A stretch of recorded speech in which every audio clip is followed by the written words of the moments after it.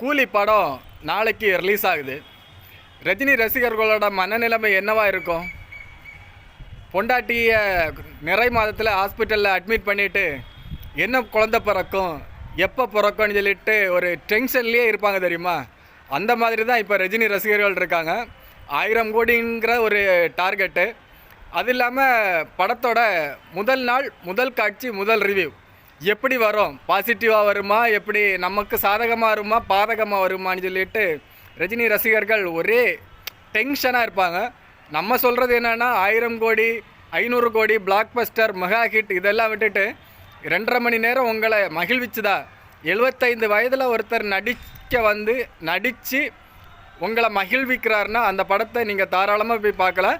75 வயதில் நம்ம எல்லாம் எங்கே இருப்போன்னே தெரியாது. மண்ணுக்கு மேலே இருப்போமா இல்லை மண்ணுக்கு உள்ளே இருப்போமான்னு தெரியாது. ஆனால் இந்த வயதுலேயும் ஒருத்தர் நடித்து அந்த படம் ரிலீஸ் ஆகுதுன்னா அந்த படத்தை அந்த மனிதனுக்காக தாராளமாக போய் பார்க்கலான்னு நான் நினைக்கிறேன். நீங்கள் என்ன நினைக்கிறீங்கன்னு கமெண்டில் சொல்லிட்டு போங்க.